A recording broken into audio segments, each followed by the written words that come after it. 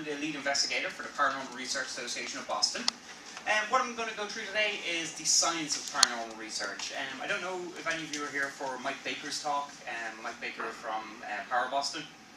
If you weren't, great, because it turns out, because I just sat in at the end of his talk, that a lot of the same theories have been going through with our team. So this will all be new news for you. Any questions, just let me know at any time during the show, okay? Now during this session, we're just going to go through, give you a basic understanding of why we research the paranormal and why we use a scientific method, why we feel that it's the best way to go. And give you an understanding of our equipment. I think you've all seen our equipment up at our stand. If you want to go up and see it again after this with a little bit more information, we're glad to go through with you, no problem at all. So a little bit about the PRAB. We've been in existence since 2008. And the PRAB was formed by myself when I moved over from Ireland. So obviously you can hear from the accent, you don't need hearing aids, it is just an accent. If I am speaking too fast or you don't understand, just say, slow down, slow down. I'm used to being told that a lot. Since our inception in 2008, we now average about, I think that's out of date now, it's about 5,500 hits per day. And we get, it's probably up to like 80 clients per year now as well. A lot of exposure has come onto the team, which has been absolutely great. And some of that exposure does come through the media. I founded the Paranormal Research Association in 2004 in Ireland.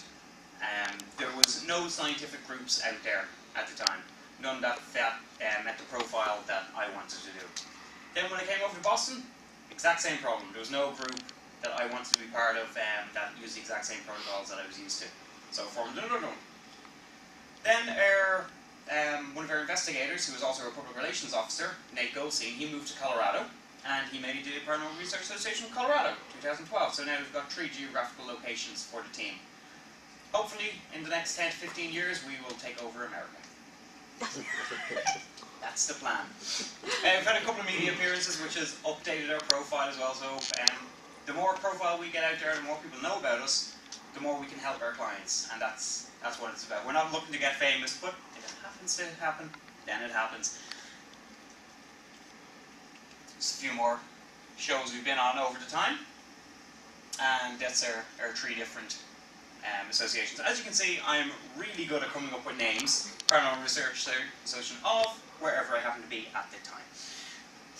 But we went for a different logo this time. These are some of our members of the PRAB. Most are core team members. Greg is right over there. He's now the video camera guy. He's also our technical manager. He's a corrections officer by day. Brad was meant to be here. He's also a corrections officer with Greg, but unfortunately he had Spanish food last night. He had Mexican. He's Mexican. There we go. He's gone now for the day. Upstairs you'll see Becky, mental health worker. Kelly, who's a carpenter. And Mikey, but his alternator broke down on the way up here. He couldn't make it. And Lauren, who works in emergency planning, she's just new to the group. So we've got a lot of different people from a lot of different walks of life. It's important for our group to have that sort of dynamic, so we each kind of have specialties within it. But in the end, we all become part of the same team, and we have different titles in it as well. Greg's our technical manager, Brad will be in charge of clients, Becky is in charge of PR, Kelly's a historian, and I'm the figurehead. I don't do any work anymore, I just feed it all down to everybody. And then turn up, give a few lectures, and look good. So tell me, what is paranormal science? You're at a paranormal conference, so what do you think paranormal science is? Using scientific equipment to prove or disprove. Absolutely, bang on. It's the study of kind of a traditionally non-scientific field using scientific protocols. Can be used to research paranormal? Absolutely. If you don't use science to research paranormal, if the paranormal isn't research, it's always going to be paranormal. For instance, in the 1700s, it would have been supernatural to talk to someone across the town, across a different city, or across the country. Now it's just called the telephone. Science is continuously evolving, and we need to evolve with it. There's a lot of differing theories in the fields, which is great. With all science, there's always different theories. We always try to look at those theories and see if they change, and as they change, we change with them. 2 main sets. There is the TV theories, and there are things like ghost hunters, Paranormal State, that sort of a group. They generally have the same theories that they had when they started. So Ghost Hunters started 10 years ago. It would generally be running off the same theories that they had 10 years ago. Whereas research associations like ourselves, we're continuously changing our theories as the time demands. One of the biggest changes in the field in the last decade would have been, it was an initial thought that an electromagnetic field was a ghost attempting to manifest itself. However, through continuous research, we've also found that electromagnetic fields, which I'll go into a bit more later, can cause havoc with your neurochemistry and cause you to see a ghost. So that's how we research and we continue on along those lines. Research is, as I keep banging on about it, is the most important part of what we do, because if we don't know, then we have to find out some way to know in the end. And knowing is half the battle. G.I. Joe. G.I. Joe. G.I. Joe. Which I didn't even know about, but someone said it to me before, and I was like, oh, okay. Then I watched a whole load of those cartoons on YouTube. Equipment. In our experience, equipment must be 4 things. Can you think of 4 attributes a piece of equipment should have? Oh, not a specific piece of equipment, an attribute each piece of equipment should share. Reliable. Reliable, absolutely. Easy to use. Yep. Inexpensive. Oh, absolutely expensive. That's the most important thing. eBay is your friend. We've found over the years that equipment must be reliable, deployable, meaning you can't just drop the camera down there, fix it to a wall, because clients will get pissed at that after a while when there's loads of holes in the walls. So we must be able to deploy it. Must be interchangeable if possible. For instance, on our temperature meters, the K-probes are interchangeable between 3 different devices. So if a K-probe fails on one of them, which is a temperature probe, if it fails on one, we can move one from another to that one there to use it. And they should be verifiable. For instance, again, we'll use temperature as the example.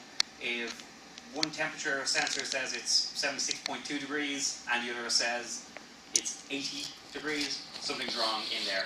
You don't just get the mean value, you're going to have to find which one's really right. That's why there's usually a third one there as well. And sometimes low tech is the best. Can you tell me, what is the best detector of a draft in the house? Air.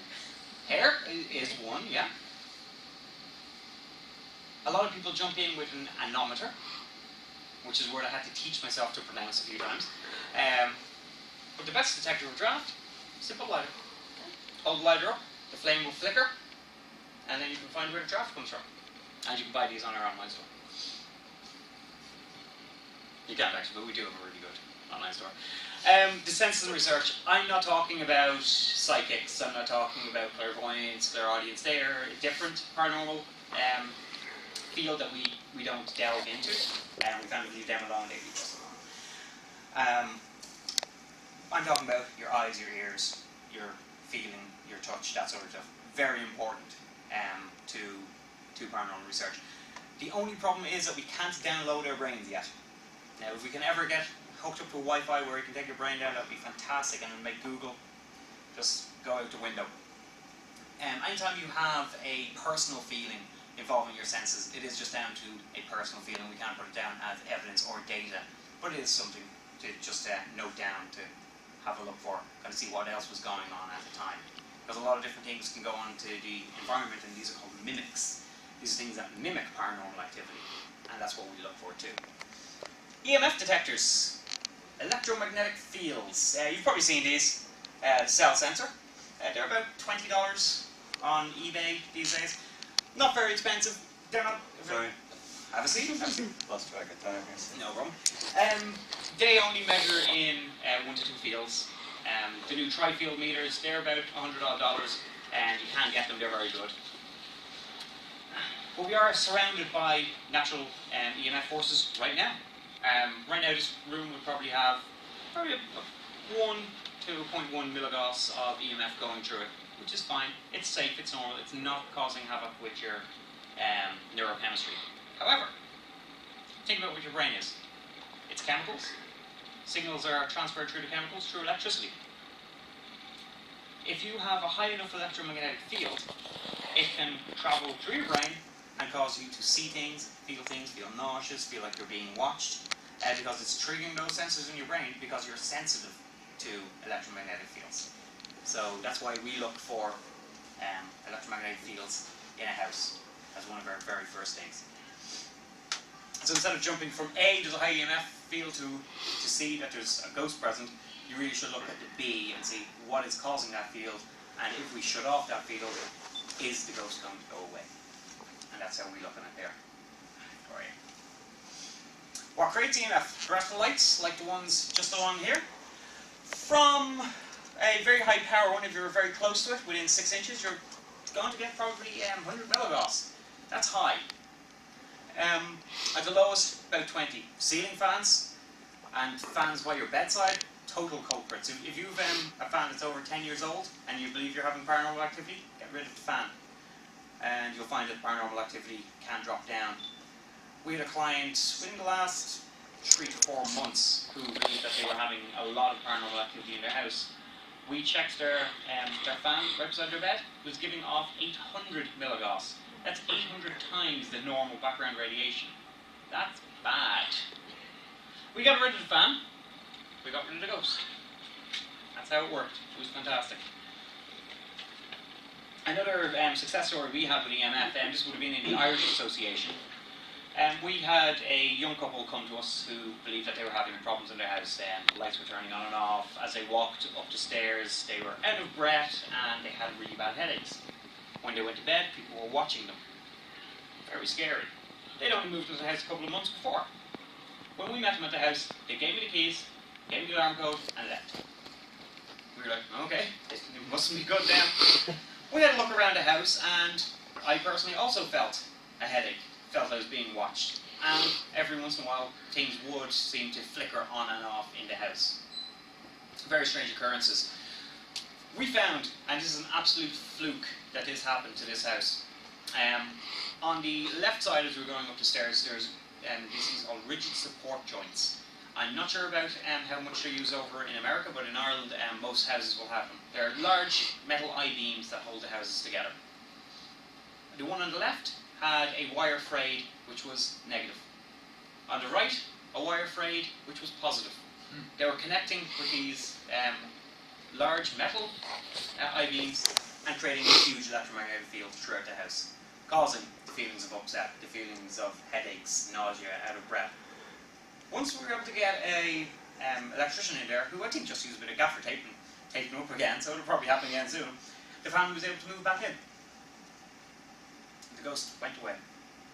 So that's why we definitely look for electromagnetic fields. EMF has evolved, luckily, from the small cell tester that I got nearly 10 years ago to this. This is what we use. We use the MEL 8704R Pro Navigator. It's cool. We got this one for free, which is even better. It's faster, it has a burst mode, and it can measure all 3 directions that EMF go in. EMF is, like most objects, it's 3-dimensional. Think of it as a sphere, and energy moves as a sphere. It's the most stable form that it can form into. So you have to get the X, Y, and Z axes to get a true reading. It also measures temperature as well, so you can use it as another verifiable piece of equipment. Environmental indicators. This is an environmental indicator. Very nice piece of kit. Can you guess the 4 things that it measures? If you squint, you might be able to figure it out now. See, that's what happens when you sit in the back. You can't figure it out. What, EMF? No. This is one of the few things that doesn't detect EMF that we have. It detects temperature, humidity, barometric pressure, ambient sound, and it also detects light with a special attachment. That's actually the main barometer that we use there. Have you ever felt someone's walking on your grave? Their hair stands up on the back of your neck, and that's where that comes from. Generally, you'll find an increase in humidity and a drop in temperature at the same time. Physiological response. Your hair is standing up to trap the heat. As it starts to do that, it gives you that feeling of just a weird feeling on the back of your neck. That someone's walking on your grave. I'm actually not sure where that term comes from. I'd really have to look up the etymology of that. Why would we measure sound? Can anyone tell me? You look like you have an answer. Well, I didn't knew it at one time, but I forgot. It's the amount of decibels actually. Oh, I can't remember. No problem at all. It's more the frequency as opposed to the loudness of it. It's called infrasonics. You know, infrared, red that you can't see, it's below the human spectrum. And this is sound that's below the human's auditory perception. Standard human auditory perception is between 20 hertz and 20,000 or 20 kilohertz. Anything that goes out of that range is called ultrasonic, and anything that goes below that range is called infrasonic. And infrasonic is the one that we look for. Because infrasonic can cause you to see things, and can cause you to hear things. In fact, in 2003, 2 concerts were played back-to-back in the London Purcell Room. Concert A had no infrasonics. Conference B had infrasonics played in at various stages throughout the performance. Exactly the same performance, apart from the infrasonics. They got people to write a summary of like their feelings during the concert, and Group A said how it had moved them, etc. And then Group B were given very different aspect of it, of how they felt fear, how they felt dread, how they felt a knot in their pit of their stomach, just at certain times of the concert. And it was at that time that they were pumping in the infrasonics. Infrasonics were first found in, I believe, 1995 by Vic Tandy in Coventry, again in England. He was in his lab one day. He worked as a computer scientist, and all of a sudden he looked up and the classic grey figure whooshed towards him and then disappeared. Obviously he was a bit scared of this, left, but then composed himself and came back the next day. The next day he had a fencing championship, with the foils. He had his foil up on a clamp because he wanted to get it perfectly weighted for that night's event. He noticed the tip of the foil was resonating, was spinning wildly. Had no idea why. There wasn't anything in the room that could be causing a draft. There wasn't anything that would cause it to move like that. He turned on his oscilloscope and he noticed that the entire room was flooded with 19 hertz of sound. And 19 hertz, between 16 and 19, is actually where your eyeballs start to resonate. Your eyeballs will start to shake. And what's the most common thing you see every day? People. When your eyeball starts to shake, it's going to create an image. It's going to create a blurry image. Your brain is going to try to make sense of that image. This is what's called matrixing. And it's another thing that we go into in photography. So your body tries to put it together like that. Have you ever looked up at the clouds, seen like a rabbit? You're matrixing. We all do it. It's a natural human reaction. So after he found that a new air conditioner had been installed in the computer lab, he turned it off, and the ghost was never seen again. But from that, a lot of research has gone into infrasonics. For instance, between 4 to 10, you'll have abdominal pains. An influence on your breathing between 4 and 8. Lower jaw symptoms, a bit of pain in the lower jaw between 6 and 8. Has anyone ever heard of the brown note or the brown sound? That is, yes? Brown sound? Yeah. As in Eddie Van Halen? Music? It's part of music, yeah. It's someone is looking for this infrasonic wave that will cause you to lose your bowels. And it hasn't been proved yet, but we believe it is out there. That's why I need more trainees. So infrasonics, very, very important for that. Also, infrasonics are, I'll go back to them, infrasonics are very important because they do occur naturally. Has anyone heard of the Mary Celeste or the ghost ships that go around sea? Waves across the ocean can cause infrasonic sound. It is believed that some of these ghost ships were because the sailors went mad from the infrasonic sound. They had to start seeing things, hearing things, thought their ships were haunted, and then just jumped overboard and left. That's one of the theories to the ghost ships. Also, where's the most classic place, classic horror movie place to see a ghost? Would it be a castle on a dark night with wind blowing out? It would, absolutely, and there's a scientific fact behind that. Wind travelling down a tunnel or travelling down a chimney, if it strikes the wall at the right time, will create an infrasonic wave. If this infrasonic wave is intensified enough, it will cause you to see things, feel things, and see that ghost. So there's a... Yes, sir? Sorry to interrupt you. All questions are welcome. Okay. I see where you're trying to maybe disprove stuff with that, but what about the idea that spirits use energy around them to manifest? Yep, I have heard that theory. It's very hard to prove a theory such as that, especially under a condition that you can replicate as well. Our goal with the PRAB and INC is 100% to explain what's happening. And if that explanation includes the phenomena of spirits, absolutely. But we feel that we'd be doing a disservice to the public and a disservice to our clients if we didn't completely disprove the natural effects that are happening before we jump to paranormal. For instance, a client we had a long time ago, she believed every 2 to 3 nights she was being attacked by a ghost. Has anyone ever heard the term succubus or incubus from the medieval times? The old hag sitting on your chest attacking you at night? From talking to her, within an hour, we figured out that she had recent stress in her life, a lot of things going on. We found that she had sleep paralysis. Has anyone ever heard of this or had this? If you've never had it, I can tell you you're lucky. 90% of people do have it. I can tell you from personal experience. Terrifying. I woke up in my bed one morning, couldn't move my body. There was a small black figure just to the left corner of my room. I tried to shout, tried to call out, and I knew about sleep paralysis. And I was still terrified. Can you imagine what it's like if this is happening to you day in, day out? And can you imagine if a team came in and said, yep, you have a ghost, it's attacking you. Good luck with that.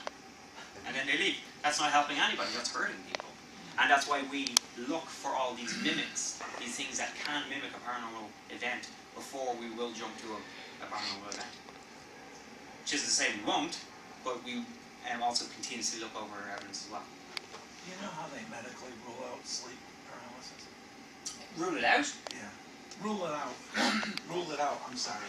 You know that it is what medical tests do they do to support it is sleep paralysis? Oh, that is sleep paralysis? It's actually down to a symptom-based Really? event, how you describe things. Just in case, a quick neurological thing. When you go to sleep at night, your brain paralyzes you. That's to stop you acting out your dreams. Some people that sleepwalk, for instance, their brain doesn't paralyze them enough, and they get up and they sleepwalk. They'd be having a problem, I believe it's down near the hippocampus, where it knocks you out. What sleep paralysis is when you're in that state between REM sleep and waking time. You think you're fully awake, but your brain hasn't fully caught up, so you're still paralyzed. It's not really something that they can bring on in you. I suppose they could if they put you under like days and days of stress and various other psychological issues. You could do it, but it would be unethical. But it is just based on their symptoms and what is happening at the time, and usually when it happens. They can do sleep studies as well, and sometimes they catch it. Okay. So unfortunately, there's no direct test for it, but it can be caught.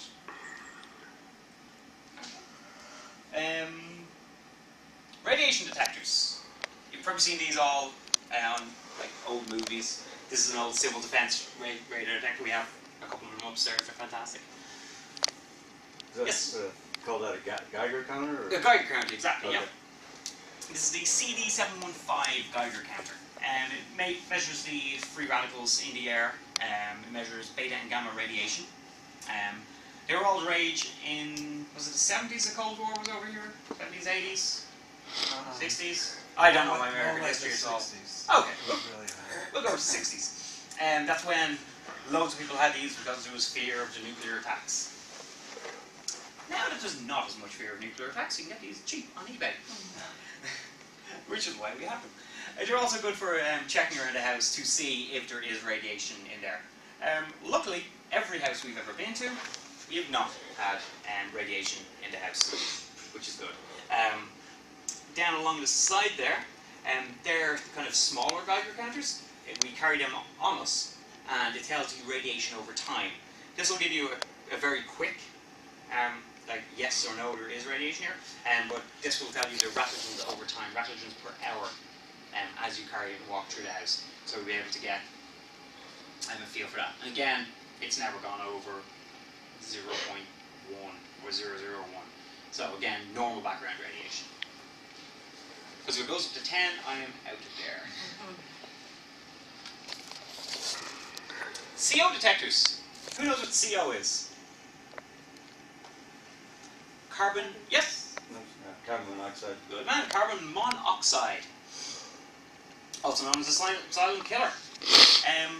You may know that carbon monoxide comes from any sort of form of fossil fuel burning, coal, natural gas, heating in your home, some form of problem in the combustion chamber of your water heater can cause CO to leak and to build up in your house. Candles. And candles, yeah, absolutely. Any form of combustion. Incomplete combustion. Mm-hmm. There's a problem with CO. It's really well designed. Hemoglobin is what's in your blood. Those little red blood cells. They transport oxygen around your body. Oxygen attaches to them. There's about room for 8 on each hemoglobin cell in your blood. I'm a paramedic. I know medical stuff, and I can sound really smart when I talk about it. So hemoglobin will take the oxygen transport around your body, which is great. However, hemoglobin has a higher affinity by 256 times for carbon monoxide. Carbon monoxide can attach to hemoglobin way easier than oxygen. It's like Velcro versus a strong magnet. And carbon monoxide would be the strong magnet. I actually just made that up now on the spot. So, if you have CO in your house, it's going to attach to your hemoglobin. If enough of it attaches, it'll go around your body. Your brain won't be getting enough oxygen. You'll lead to something called cerebral anoxia, which means a lack of oxygen to the brain. If you have a lack of oxygen to the brain, what can you expect to happen? Pass out. Pass out, absolutely. In severe cases, you will pass out. As you're leading to pass out, you're going to feel a little nauseous. You might start to hallucinate. You might start to see things. You might start to feel things. Again, another possible mimic for paranormal activity. Very few people are now doing research into CO. It's very new in the field. I believe we're one of the first to be doing it. It was actually found in England. There was a back study done of a lot of different houses that had paranormal activity, and it just came out of a fluke as well. It was on one of them, the boiler was being changed out in this house, and then the ghosts stopped, and then people thought, oh, carbon monoxide, we really should have been looking for that. So then a back study was done onto the age of boilers and combustion rates in those boilers in people's houses, and they found, yes, there is a link between carbon monoxide and paranormal activity, or supposed mimic paranormal activity. And of course, if it goes up and it flashes red, you will die. So this measures in parts per million. Usually it's 0 throughout. If it gets too high, you're not in a good space at all. Gas detectors. These detect natural gas, butane, that sort of thing. Usually odorless gases. For instance, fun fact is, you know that natural gas has no smell. And smell is added in as part of the process to bring it to your home. So you can smell if there's a gas leak. These will also smell if there's a gas leak, if a gas leak you can't smell.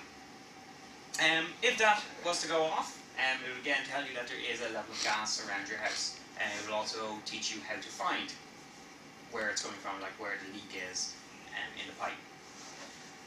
Again, just like carbon monoxide, gas can get into your bloodstream through hemoglobin, causing cerebral anoxia, death, hallucinations, and mimic paranormal activity. So that's why we're starting using those. Multi-system detectors. If anyone's ever been to Lowe's or ever hung a picture, they've probably used one of these at one time. Stud detector. And it also detects alternating currents in the walls. So if we have a large electromagnetic field and we want to find exactly where it's coming from, we'll follow the field using this to find where the wiring is going in the house. What people don't seem to realise is there's a lot of things that turn on and off automatically in your house, such as the compressor on your refrigerator. As it's pulling that extra energy from your grid, somewhere at the other end of your house could be sending that energy down to it, and it'll cause the EMF spike down there. That's why sometimes people will have a paranormal experience in one part of the room, and it seems to be over a regular amount of time, like at regular enough intervals, within like every couple of hours at night, because they're in there and they're exposed to this heightened electromagnetic field, which has been caused by your fridge compressor going on. So that's why we use multi-system detectors. Portable audio recorders. Everyone knows EVPs, everyone's heard of EVPs. We've even heard some good EVPs. Greg, in fact, found a very good EVP in 2009? 9. 8? Yeah, 8 or 9. On the USS Salem, which I've been hotly contesting with him for the last 3 to 4 years. I won. He has won so far. We do use these recorders because they are better than our own ears. For 2 reasons. 1, they can hear better than me. And 2, I can't download my brain. But with this, we can share what we find. And we can analyze correctly what we find. Audio analysis can take minutes, hours, or days, depending on how big the file is, how complex the file is, and if there's anything going on in the file. So if we have 1 hour of audio, that will usually take between 3 to 4 hours to process, if there's nothing on it. If there is something on it, it takes a fair while after that, because we have a lot of different filters that we go through for them. Handheld digital video cameras. Unfortunately, in my last decade, I have used handheld digital video cameras, and I have caught nothing. It's like they hide. If they're there, they hide. But we do use them for documentation of our investigations, and in the off chance that we may capture something on it. And video analysis is kind of the same as our audio analysis. If you've got a 1 hour file, it'll take you up to 4 hours to analyze it, and that's just if nothing's on it. If there is, again, there's a lot of filters it has to go through, but that's a talk for a whole different day. There's a lot of stuff, and that's a training program.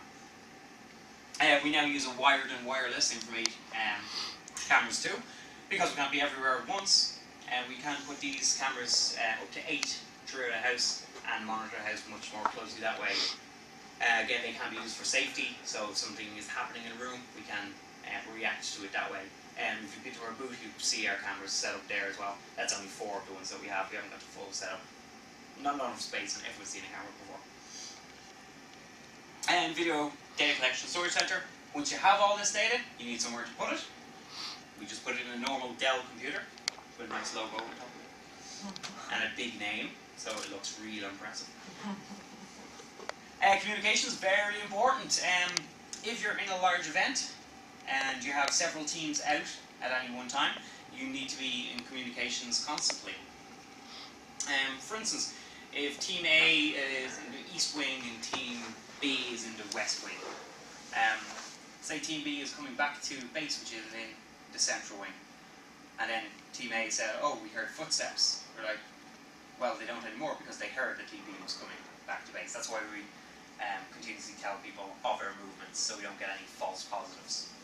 It also helps when we're doing our audio analysis, because they'll be able to hear the radio in the background, and it'll come up on the audio recorder. So if you hear footsteps, you know, okay, the team is moving through the area at that time. Won't get you all excited. We also use a scanner down here. We have an assigned frequency from the FCC. We use a scanner to scan that frequency, and it's loaded into our computers during the investigation as well, so we can record all movement into radio traffic there as well. Again, so we can build a timeline to see what was going on at any given time. This is why I'm not allowed to tell ghost stories. This is a ghost story right here. Doesn't look fun at all. This is, I think, from probably 2005, 2006. It's not really a sit around a campfire story. They're like, oh, the EMF went up and the temperature went down, and we heard something. That was the ghost story. It's not very frightening as well. Your ghost stories are much more fun when there's someone in the same room, or the murderers in the back of your car. But this is what our data looks like. This is an exciting graph for us. Analysis. This is what audio looks like in 2 different ways. This is a spectral analysis of it, and this is a general waveform analysis of it. We can get a lot of information from looking at these as they're playing as well. We can see what's going on in the background, and we can start to pull things out from it as well. That's an old picture of our equipment. We've upgraded a lot since. Another thing that we do is we do public relations. We do speak talks like this. And we also have a class called Para Class. We hope to be running it again in 2013. It's a 8-week-long course. So if you're interested in learning a bit more about paranormal science and kind of how to build a team, how to read people, there's 8 modules in it. Certainly give us a call and we'll see if the class will be going ahead like that. If you have a phone with one of those scan life things, you can scan that and you can get our app. You can also get it from our website and just scan it and you get our app. It just has like our contact information and all the videos from our YouTube feed on it as well. You can follow us on Twitter, Facebook, and YouTube. This will be on YouTube probably by the end of the day. And if you want to learn more, always go to our website. We've got a whole section called, in the resources, called Education and Training. Click on that. It's about 20 odd white papers that I've written over the years on paranormal subjects. Hopefully at some stage I'll put it into a book and then sell it. But it's always available on our site as well. Some educational videos there as well. And if you want to contact us, all the information is on our website. You can call that number day or night. Call it at night, it's even better because I don't man that phone anymore. That's another person on my team.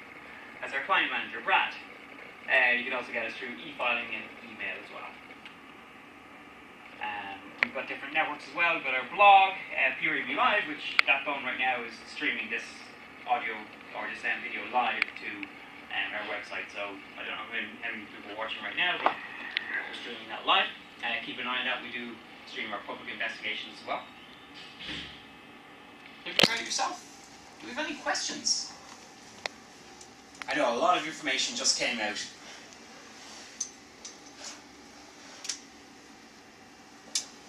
Well, if you can think of anything that you want to ask us, we're here all day. Other than that, thanks very much for listening, guys.